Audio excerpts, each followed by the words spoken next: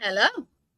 I'm not used to this setup. I'm not used to being vertical. I'm used to being horizontal. Something's kind of funky here, and it's throwing me off. Well, honestly, it looks very small when I flip it the other way. So I thought I'd try it this way for one show. If we don't like it, we'll change I'm it gonna tell back. you right now, I don't. Okay. Because Well, I can I fix can't. it I can't. now.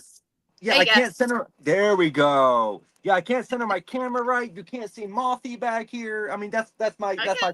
co-host. You know what I'm saying? I know it. I know it. So Gwen, how are you doing this week? I know it's been a rough week for all of us.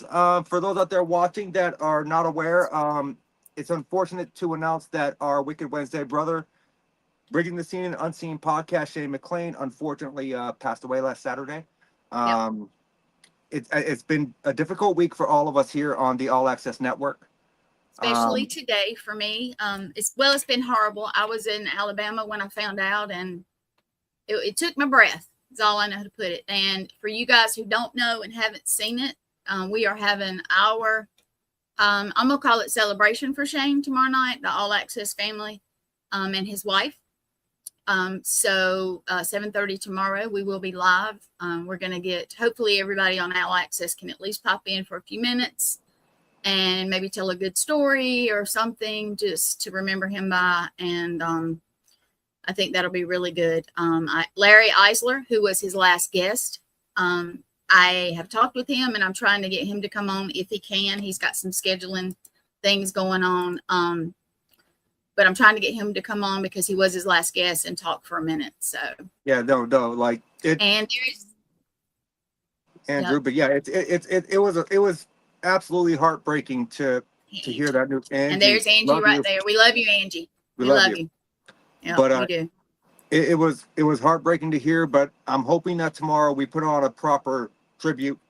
Yep. Um, it's still it's a lot to process, and I don't necessarily process emotion all that well. So there's that. But we know Gwen at some point. We're going to be throwing up a GoFundMe, guys, to help them out. We So are. if you can, please do what you can. He's like a brother to all of us, and it's really unfortunate. And I mean, we'll miss it. Yep. Woo, okay. Give me just a minute. Yep. Yeah, Now we have a good yeah. guest tonight. I had to take a breath too there for a second. Um, Yes. so yes, I am so looking forward to this show tonight. Continuing forward with Wicked Wednesday as we should. And tonight we have on an amazing guest. He is a not only a Vietnam veteran, he is a paranormal researcher. Yeah. Recently, he has shifted. I think it was like about seven and a half years ago. He shifted to ITC research and specialized in the Estes method. And we Yes. loved him too. And it's going to be an amazing show. I met this guy at Broadhead, I think for the first time when I was there for the Beard Brawl. And I absolutely loved the interaction that we had. So I am more than thrilled to welcome to the Paranormal Unveiled family here on Wicked Wednesday, Mr. Greg Koss.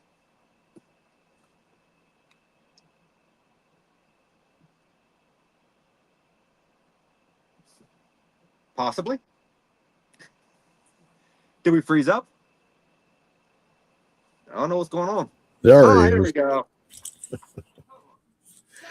Welcome. Thank you very much for having me. Oh man, we are looking forward to this Hey, conversation. Greg. Welcome Oh, here. there you go, Gwen. You froze for a Hi, minute. That's what was Gwen. going on. Nate. I was kind of confused because I was sitting there like, what's going on? Like maybe he's Yeah, coming. it's Gremlins. Stupid podcast gremlins. Gotta love them. Yeah, it's Gremlins. So sorry. Yeah. So Yep. Do I have too much light on me?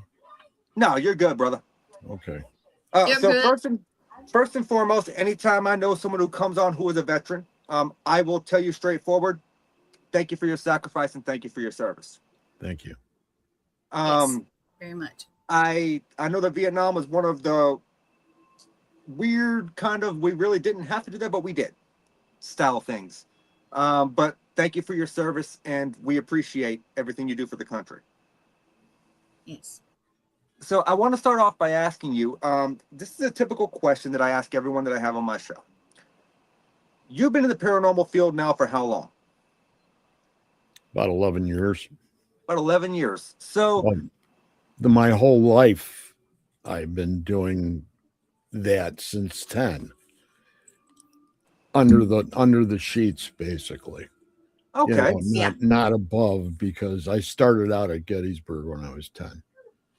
And I always had the seed planted then, and that's what carried me. It just it waited until I had the opportunity to go ahead and speak out, because I was at a different time period than a lot of you people are. And oh, come on, you're not much older than me, Greg. I am. And when you really look at it, the way people thought, it was a lot different than it is today. And it was a lot different than it was 10 years ago today, or 15.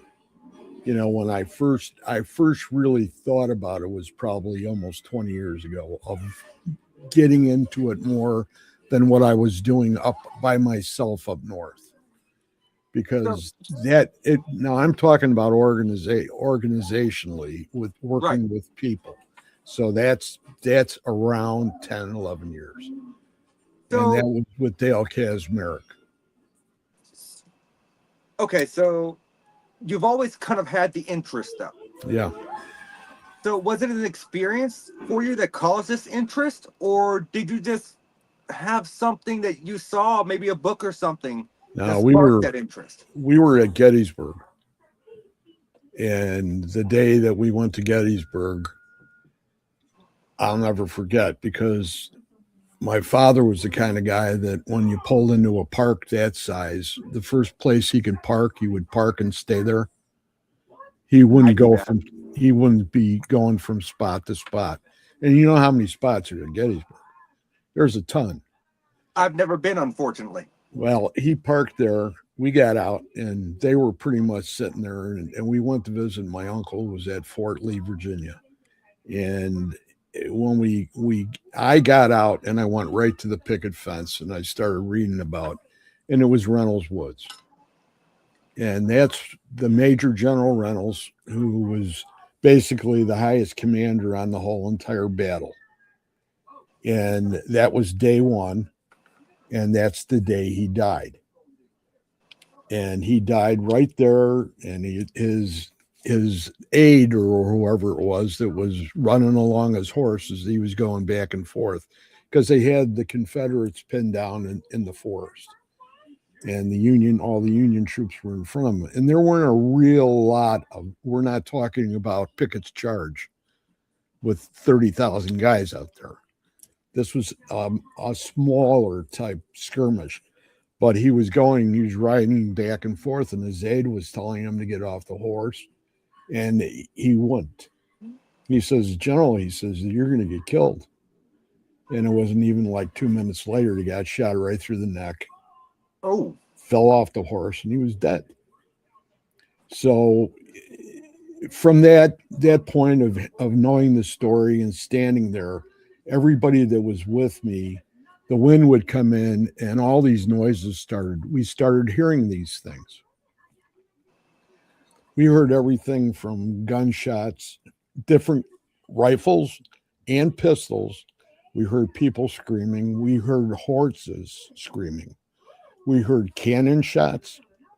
We heard explosions. I could actually say above my head and out in front of me was actually those ones that the ones that exploded and all the balls came out of them.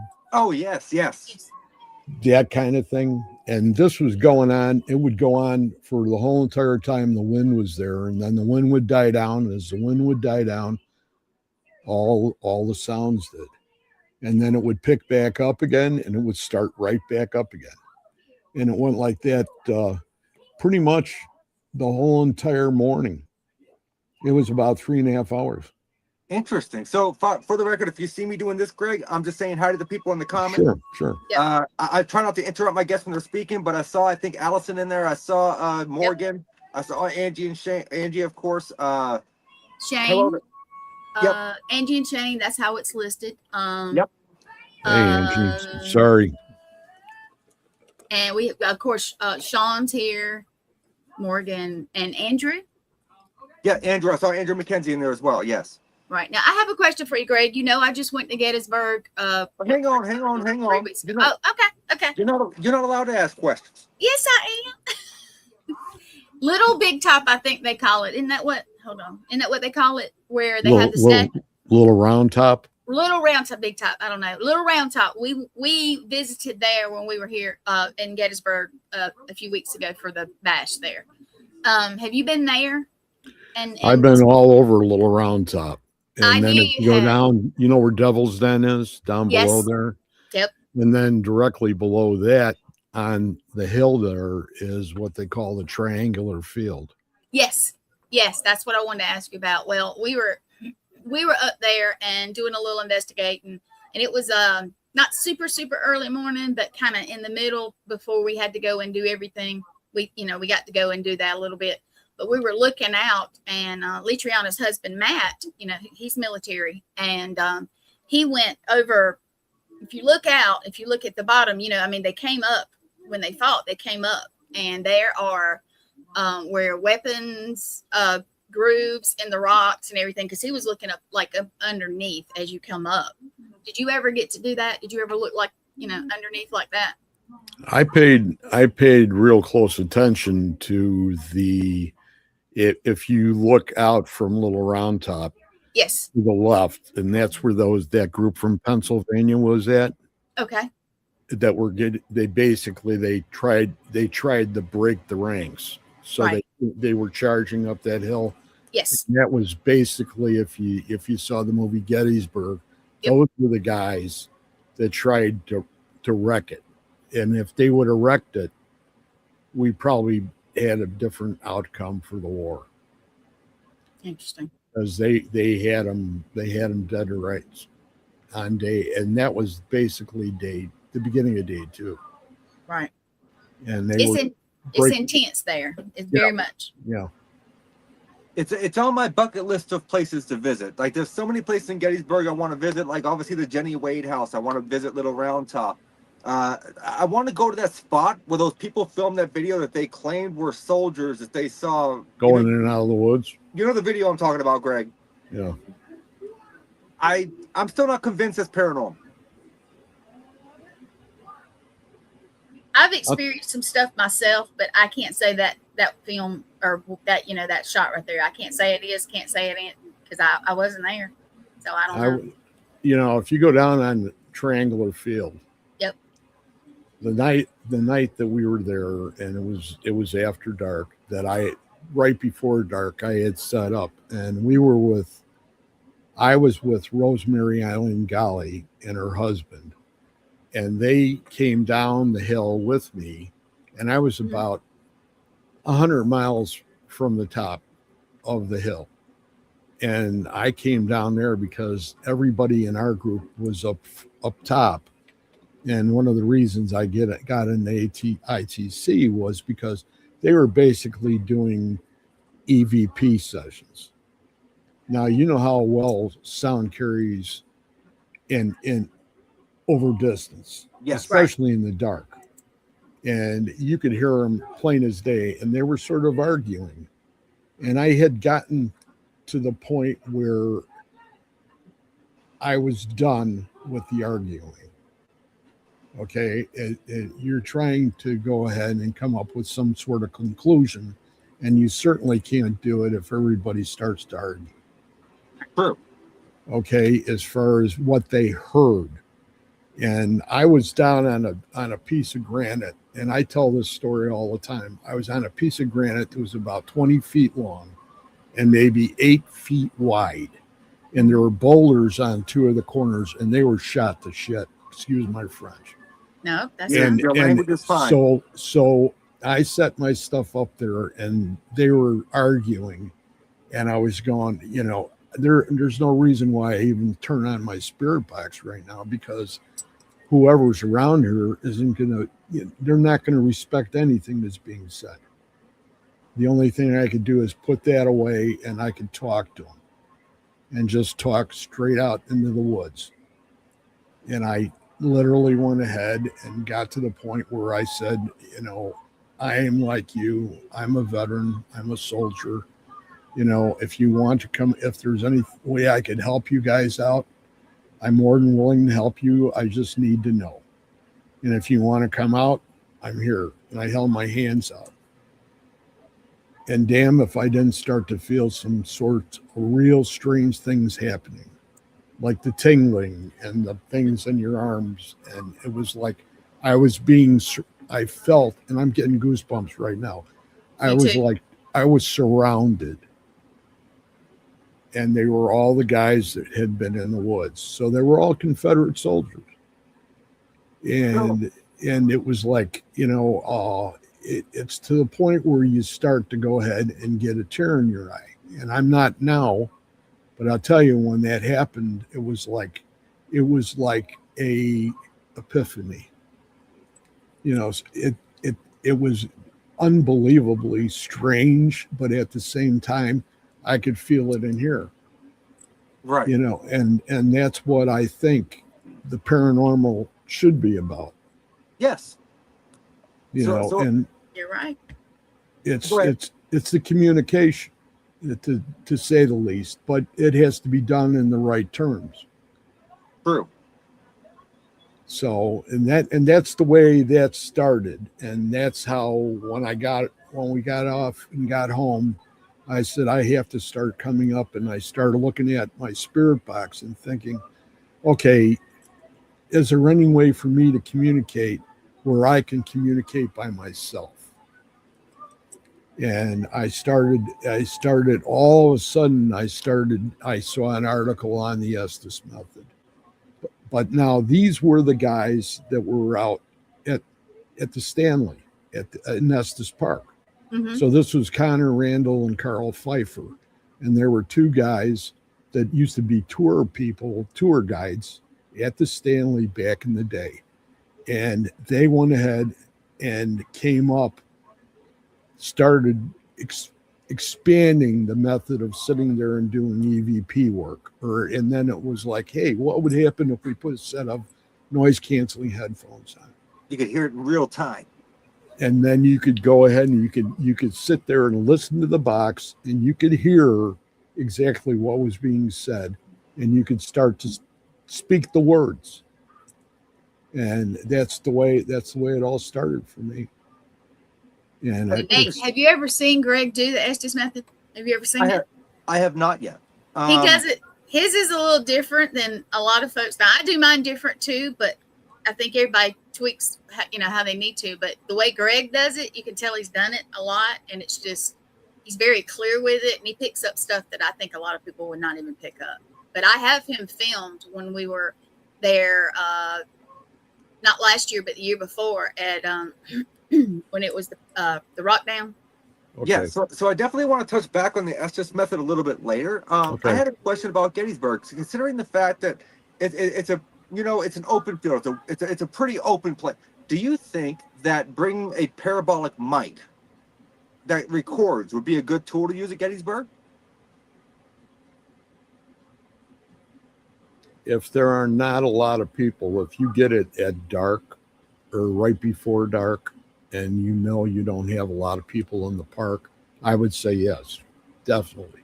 Because I can tell you, I picked up some interesting things on my parabolic mic when no one's around, because I live across the street from the oldest cemetery in my town. And I'll sometimes go outside and I'll point that thing towards the cemetery, and I'll just slowly scan and listen, and you'll hear voices. And I know at that time of night, because typically when I do that, I'm not going to lie to you, I'm probably hammered, and it's like 1:30 in the morning, and I'm just curious. And I go out there and I'm scanning the cemetery, and you'll hear voices, and I'm like, there shouldn't be voices there. Right. See, I had a location in northern Wisconsin that, besides my trips to Canada and everything in the woods and the islands and all that stuff, I had a resort that we've been to for over 30 some odd years. And the original house, or the original lodge of this resort, was from like the 1880s, 1890s. And it was called the Waldheim. And they had 4 rooms upstairs. When I was a young man and we just had 3 kids, I used to get a snoot full, and we ended up staying up there overnight in one of these rooms. And there's a resident ghost that's there. His name was Harry Starr. And they named the lake after him.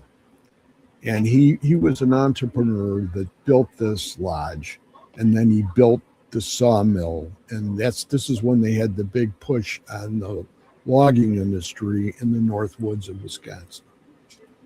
And Harry died on his wedding day. The morning of his wedding day, he died. Somebody came and got him, and he had to go down to the mill, and it was like 5 o'clock in the morning, and he went into the mill, and he was trying to get to the other side. And you know how the logs would come in on chains, Right. and they'd have horses that would pull the logs along.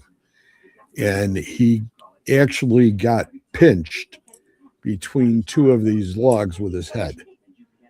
So he lost his head. Yeah. And so he was there. He's still there. He was still there until they tore it down. And I got to the point where I was communicating with him. Not all the time, but I would pick up words, and I would doing what I basically do with the Estes. And at one point I had one of my sons, he would film me. So I'd have a little more evidence. And it got to the point where it was like, you look at things and you wonder.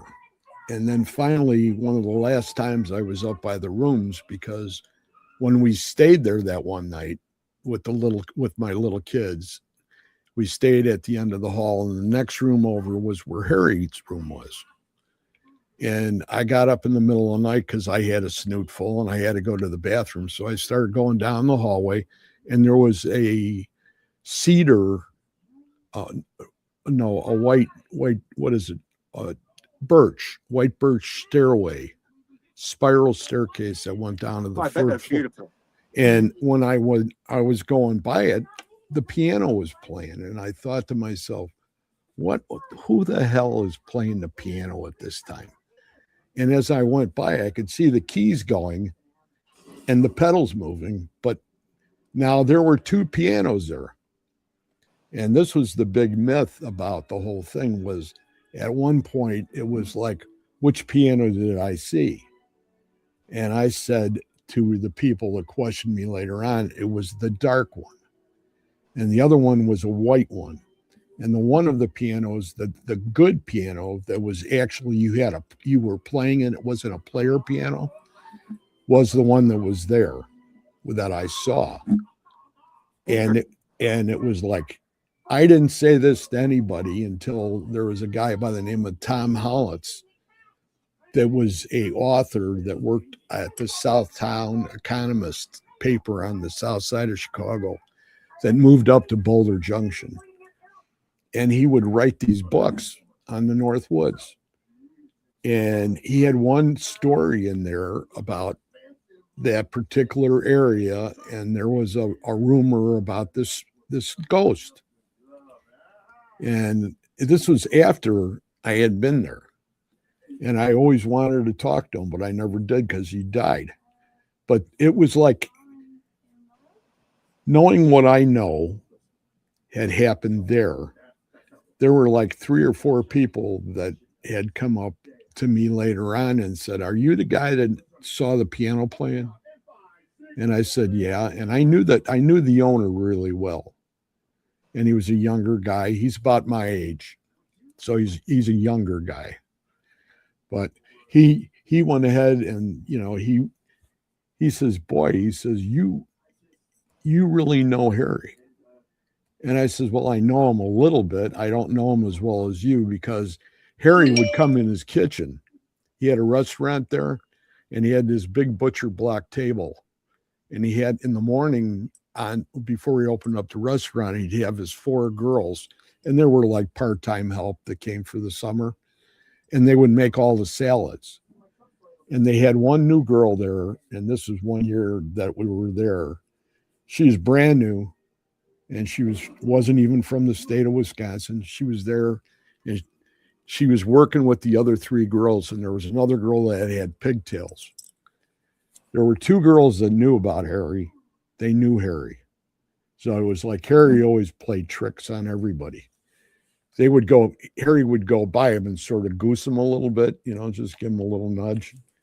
And they would go, oh, Harry, cut it out. And this girl was just standing there. Bill said her eyes were getting really big in her head. And then he went over and he went behind the girl that had the pigtails, and he took her pigtails and went ahead and stuck them straight up in the air like this, and they were hanging. And this girl saw that, dropped her knife, and turned around, took her apron off, and went right out the door. Yeah, that's crazy. That's a true story. Oh, I believe it's true. And I have seen enough strangeness to know that stranger things have happened. Mm-hmm. And it was one of those things that, I sort of took off with. It sort of reinforced my conversation, so I had a little more topics to try with him. I knew about his shoes, because back in the day, you did not go into the room where you were sleeping with your shoes on. They were out in the hallway. Right. So his shoes were in the closet at the end of the hall, up on the shelf in the back. And every once in a while, the girls would go in to make up the rooms in the morning, and they'd go by the door, and the door would be open, and his bed was all pulled apart. And they go, and then they look down, and his shoes were outside the door. He would hate me because I wear house shoes. Like, I can't walk around with no shoes on. Well, it was crazy. It was, it was the kind of stuff that really drove me. I could say that. And, plus Canada and the things that happen in the woods and above the trees. I love to hear about that. When you talk about that, I love that. Oh, there's an island on the Chippewa flowage in northern Wisconsin, and the Chippewa flowage is massive. It's this giant lake system that has two sections, east and west. And on the east side, if you're going up towards the top, there's an island out there, and they call it Ghost Island. I've heard of that. So the first time we went by Ghost Island, and this goes back a long way ago. First time I went by, I was like, Ghost Island, oh boy, what's this about? One of the guides who I became very close friends with, I actually worked with him because I painted baits for him. We all worked together, and, I said to him, did you ever see that Indian? And the legend was that at sunset, across the top of the island, this Indian would ride on his horse with a full headdress Mm-hmm. that would flow off the back of his head as he would go across the top of the island. And I said, and we would go by there quite a few times where we would say, okay, we got to go by there at this time. So I want to see if I can see this. There was only one picture that was ever taken, and that was by this friend of mine and another guide that he knew that were fishing there and caught it on a Polaroid. And they had the picture, and I don't know where the picture went. I asked his son if he knew what David had done with the picture, and he said he had no idea. Yeah, it's correct. I wish you could find that photo. Saw it once, and it wasn't something that was like this big. I mean, this was like full scale. And so, not trying to change the topic from the paranormal, but speaking on fishing, you're a pro muskie fisherman. Well, I used to be. I'm sort of retired now. Sorta. I still fish for them. I still go up to Canada. What is it like when you hook one of those? Well, it depends. It depends if they're out there or they're right here. Because I'm just curious how much fight they put up. They put up a big fight. They go bonkers. There's other words for it, but they go bonkers. They go totally ballistic. They come out of the water and the head's just going like this, and you're not using any little baits, and you're using very big hooks. So I've been hooked quite a few times myself Oh, that sucks.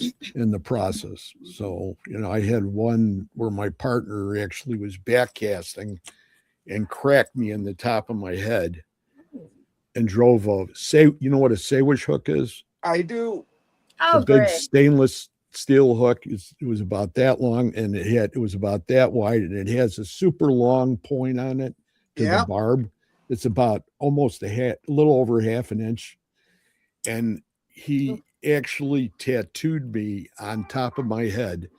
And then he dropped his rod and he comes back to me and he goes, "Oh man, let me see." And I says, "Hey, don't touch my hat because it's tattooed to my head." And he's looking at me and his eyes got real big. So I went ahead and we're standing there trying to figure out how we're going to get this out because the hook is in my head. Right. Okay. It's underneath my skin. And with the barb, you can't just pull it out.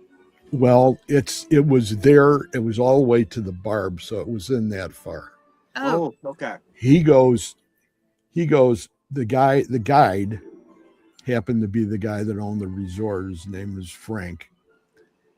And Frank goes, "We're going to Kenora."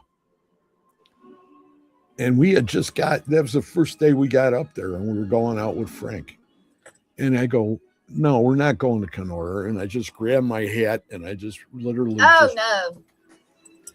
And then, you could feel the trickle going down the back of your neck. I can feel it right now. I still got a bump in my skull from where the hook had actually gone into the bone of my skull. Is it still a metal piece in there? Huh? No, the whole you hook did get it out. out. Okay. Oh, that I ripped it right out. Ugh. Well, that sounds extremely uncomfortable. I didn't like it. You know what? You do a lot of things when that get desperate. No, I feel you. I wasn't going to Kenora. I wanted to fish. So I wanted to touch back on the ITC thing. We were briefly discussing the SS method. You told us where it came from. You know who invented it. So ITC stands for instrumental transcommunication, and there's multiple variations of ITC. What are your thoughts on video ITC and Gonsfeld experiments? The Gensfeld? Yes. The Gensfeld is like one step below. And the Gensfeld involves the glasses. Yeah, where it's sensory deprivation, basically. Yes, sensory deprivation, exactly. I went the way I went. We actually use the glasses now on a lot of the shows. We actually, there's two of us that have pairs of the glasses that actually flicker. Mm-hmm. They're the ones that are made by a Ghost Hunter or whatever his store, the one up on the East Coast, maybe. Okay. I can't think of his name right now. I've seen the glasses for sale before. Just I'm not certain on who makes them. Right, but either. they were a combination because the Gensfeld, if you went ahead and you were doing the headphones and you took a pair of regular blinders that they have eyebrows, as they call them, and if I just always cut ping pong balls in half and made a frame, and and if you put the ping pong, but you had to paint them red. Yes, right, because they had to be red or pink or whatever you wanted to say, and that would cause the sight deprivation. That's why we went with what we did, because we wanted to take it a step further with our communication. Interesting. So and also, what about this old school technique that I've seen where if you have one of those old school analog cameras that you can hook it up and you set it X amount away from a TV screen, right? And you hook the audio video jacks up backwards and it causes that continuous loop, that static loop. And you could supposedly see figures that appear in the loop. What are your thoughts on that? I have one friend who happens to be Katie Stafford in Austin, Maynard. And both of those guys have TVs that do that. Okay, I didn't get into that, and I'm quite happy where I am. I don't need to make this any bigger than it is now. No, that's fair. I'm just curious on what your thoughts are on it. Do you? I obviously any anything type possible. of difference could possibly any type of as far as your meth is concerned, can go ahead and probably produce a different result. Yeah, but here's the thing: you at least knew about it. You'd be shocked how many people, when I tell them that technique, they're like, "I have no idea what the hell you're talking about." No, it's been around for quite some time. And I love it. I have one of those analog video cameras. I have a JVC that does that, and I love it. But it's not one of those things that I don't. I have one of those high def televisions now, so it's not like I have the old school ones where you had the audio video jacks in the front, and you can just kind of mess around with it. But I think it's a great technique. We started going ahead and doing the Estes, and we were doing it on long trips. And we do the different places, and me and my partner at the time, and that's Mike Wright. He was with me from Dale Kazmarek School, and he was quite serious about it, as I was, and we would do these sessions. And in about 2 sessions before we went on this trip, we started picking up a ticking above the white noise. Interesting. And at first I thought it was like Morse code. It was a definite ticking that was going on. And I told him, I said, "Did you hear that?" And he says, "I heard some sort of like ticking." Okay, go advanced another 5 months down, and we're out at this school in southwest Iowa. It started with an E, I think. I can't remember the name of it, but we were doing a session and filming it in the basement in the furnace room. And we got about, damn it if it didn't start up again. And it was going, and I'm going, whoa, this is too weird. And he just took off his headphones and hipped up the blinders and poked me and said, "That's it, I'm out. I'm done." And I said, "Okay, well," I took it. What had happened there? There was a round table show, and it was on one of the networks, and it was all the ITC guys. It was anybody that dealt with that. So you had about 5 guys, and the only guy that really wasn't there was I'm trying to think of his name now. Tim Warworth. Tim Warworth, if you don't know that name, Tim Warworth, he was a big ITC guy. Okay, and then he fell and he hurt his head. And this was like 5, maybe 6 years ago now. He was a good friend of Tim Miley's, and another big giant man. I got the opportunity to have him on my show quite a few years ago, and I got to ask him these questions. But going back to the round table, they were talking about this. So I type my question and send it into the round table. And my question was that we were doing an Estes session, and we were getting all this above the white noise. We were getting this ticking. And I says, "What do you think it was?" And the response was from the guys, 2 of them. I think one of them was Austin Maynard, and I can't remember the other one, but they looked at each other and they started to smile. It could have been Tony Rathman. They sort of looked at each other and smiled, and they says, "Isn't that what Frank Sumption's all about?" So you're talking about the guy who invented the original Frank's box? Yes. So for those of you who don't know what the original Frank's box is, because I do, but we have a guess. It's not about me. So Greg, the original Frank's box, that thing was well ahead of its time. Well, Frank got that off of Popular Mechanics magazine or Popular Science. It was in both of them.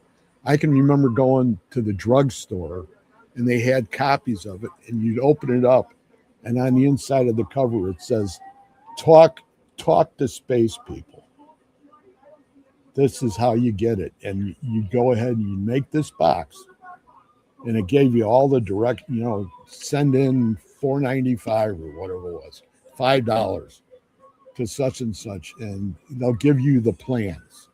Right. And you would get the plans and you make them. Well, Frank made a bunch. If you think about a fellow investigator and a man that owns a couple locations, it would be Robin Terry. And Robin Terry has quite a few. And I hope I'm not speaking out by saying this, because it was like almost a 1/4 inch underlayment, the smooth stuff that you put on the floor above the plywood to go ahead, so you can. And he made these boxes like out of that. And then he used a wood burning tool, and he did little things like UFOs and little spacemen on it and stuff. And then he'd name them. And his name and Frank's name to the aliens was the Purple Princess. So on the front of his box, it says Purple Princess. I would love to own a Frank's box just to try it out once. You know what? I'm not gonna lie to you. I wouldn't even go to be so greedy as to own one. I just want to be in the presence of one to try it out once. Well, you see, Cool. that's when I started working. I started going to all the big guys, or the guys that I felt were the Rathmans and the Iacovettis, and then you had I can't think of the other one's name, that all were big box makers. And there's quite a few. There's probably 10. Warworth made a few, but when I went ahead and mentioned the ghost of the spirit box, or the method of the Estes method. Thank you, Andrew. He would say it wasn't really the Estes method. There was a method before that was called the blind ghost box. Mm-hmm. And that was actually before these guys out in Colorado did that. These guys worked with Greg and Dan in Newkirk, and they were the ones in Hell area. Yep, they were all in that. They did the whole story on the Kentucky Goblins and all that. Yep, right. So I mean, that's where all that came from, and this is all interconnected that way. And that's when I got that reply that night, and I went ahead, and I was in the middle of my spirituality with Scotty Rourke, and I was working on my mediumship, and it was like I wanted to talk to my spirit guides. That's what I wanted to do. And when they gave me that answer that night, I was on cloud 9, and I was going off the beaten path, and I was going this way. And nothing was going to stop me. And then I did Estes methods every other night just to be able to try to talk to my spirit guides. I was going to do that. I like it. And I'm not trying to cut you off, Greg, but I want to shift gears here since you brought up Scotty Rourke. So for the record, my spirit guides, I can tell you right now, if I try to talk to them, they're going to be like, this motherfucker. They'll be like, oh, Lord. That's exactly what they're going to do. Be like, oh, this guy. So with Scotty Rourke, you on Monday nights you do this thing called the Psychics Unite. So could you explain to us how that whole thing came about and what people can expect from that? Terry Rourke, Scotty's wife, actually founded the organization. And what it is it takes like-minded people and puts them all together so they can go ahead and talk about what they believe and how they feel about certain things. And if somebody new comes in the group, they sort of coax them in with the replies of going ahead and putting their arm around them and helping them out. Psychics Unite is a group that's been around now for quite some time. So, and we were fortunate enough to be on the ground floor here in Illinois on the north side. And I was part of it from the beginning. And a lot of the other people that were in my group at that time didn't stay. They all disappeared. So now I have a whole entire group of people that are basically my group that work with me on Wednesday night that do the Monday. And it's not really a show, it's a meeting. Okay. It's a meeting, and what we do is we talk about things that come up and how we handle things, and where we are at a certain time and place. And there's a lot of people in the community that come and go. It depends on what they're looking for. Fair. But you also are involved in 2 other podcasts, right? Yes. So can you tell us a little bit about each of those podcasts and what people can expect from those podcasts? Well, Mariner or when Spirit Connect is the Wednesday show, and that's all ITC. Yeah, Morgan, contact him. He might be able to tell you more. Yes, I will. And we started out with that, and I don't know how many years ago now. It's not as long as the Friday show, but it's all that, and we're always looking for something different. And right now we're trying to go ahead and get some of the tapes, because what's going on is above and beyond our sessions, there's EVPs. Interesting. So there's other things that are going on in the room when we're doing this. And this isn't just you, me, and say Gwen right here in a room together. This starts out all the way over in Texas and goes all the way up the East Coast. So it's long lines from between each and every person that's there. So it's hard to comprehend how you could possibly make a connection at that level. Can I tell y'all a story about when Rez and myself were on the road? No, you can't. Well, I'm going to. Haha. Greg, I don't know if you remember this, but we were listening to one of your shows, and I don't know which one it was, but we were on the road, and we were in the truck traveling, and we were listening, and you said on the show, get them out of that truck before they die.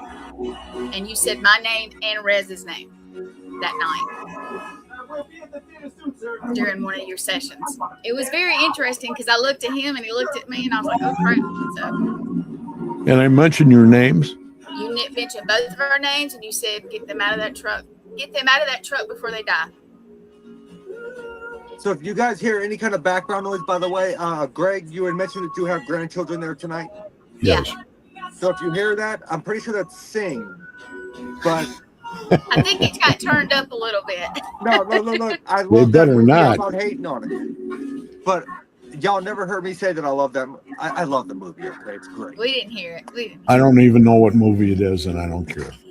But that's fair. That's fair. So, what can you tell us about the second podcast you do? That's strictly it's a paranormal interview show where I interview people in the community that I've met and I wanted to interview, and then there's other people that I haven't met and I'm really curious about. And I just go out and just ask, put an invite out. I have some special people that I love to have on, and they're harder than to go ahead and get on the show. So, but it's interesting. To me it is. I can tell you that I've encountered that before. Like in my time of podcasting, I've not been doing it nearly as long as you have. For the record, he's been doing it almost a decade, 7 years ish. Yeah, that's impressive. It is. I can tell you that I have encountered that in my time, my short time, my little almost 2 years of podcasting, where there's certain people you want and they'll say they'll do your show, and like just schedules don't align. You can't get it done. Sure. You don't know what it's like, except when you have an issue with your computer. And Gwen knows exactly what I'm going to say. I've rescued him at least twice. Twice. And the other time, one of them was with Johnny Zaffis. Oh, yeah. Johnny Zaffis. And, I've had Bruce Bruce Holiday on. Bruce Holiday to me was like, he was just like an astronaut. You know, Bruce Holiday's been doing spirit box work basically for longer than we've all been alive. I don't know how I've never heard this name. Bruce Holiday. Really? I've never heard that name. He if you go to the Supernatural Link page, he'll have like a little, he'll normally post like once a week, and he'll post something that he came up with. You got it. Look him up, Nate. He's interesting. And you could do that, and that's through Supernatural Link. So how do you spell his last name? Holliday. Okay, I would have spelled it right. Okay, I just wanted to make sure. And he's an awesome guy. I've only had him on once, and I've been trying to get him on ever since. He's always too busy. You know, that happens.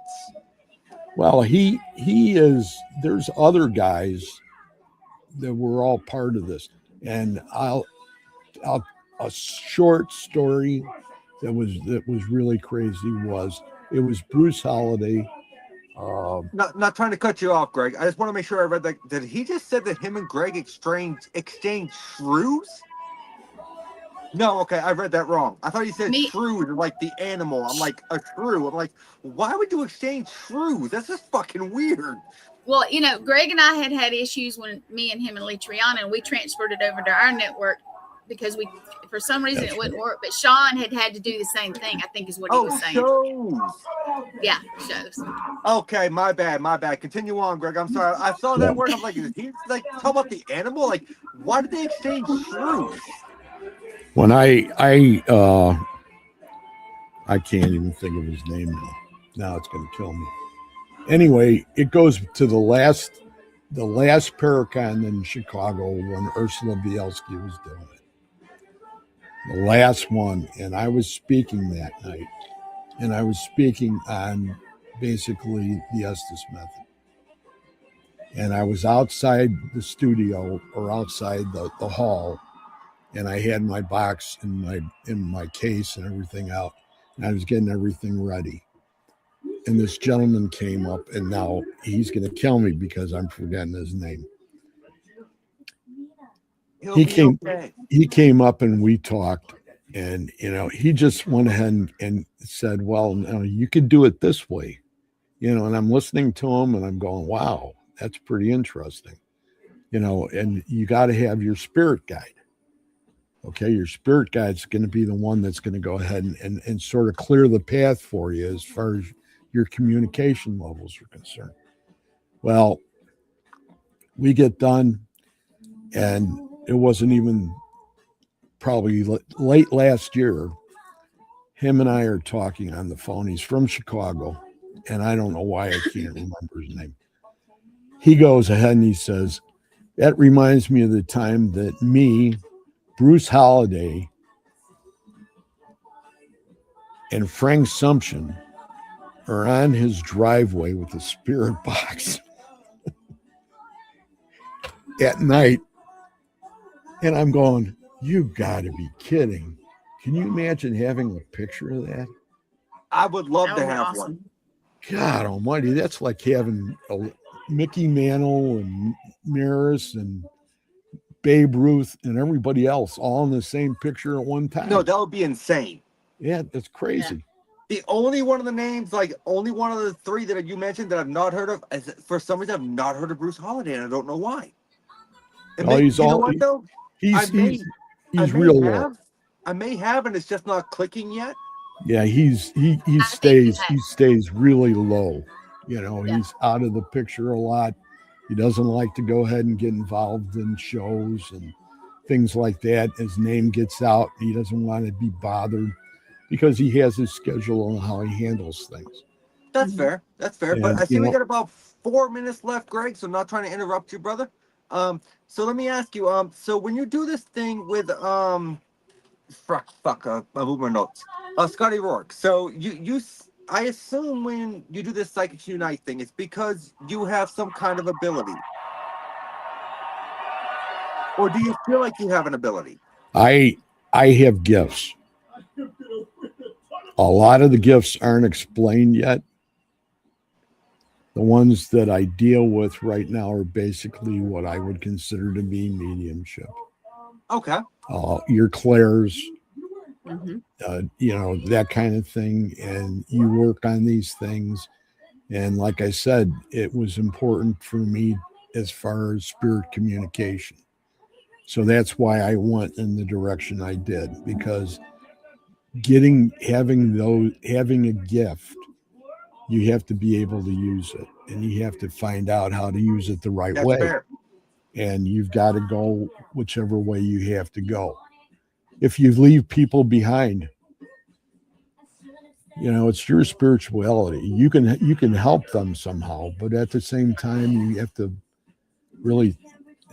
Anthony's here. Holy cow! So for the record, it was Morgan who wrote out 80% of the questions tonight.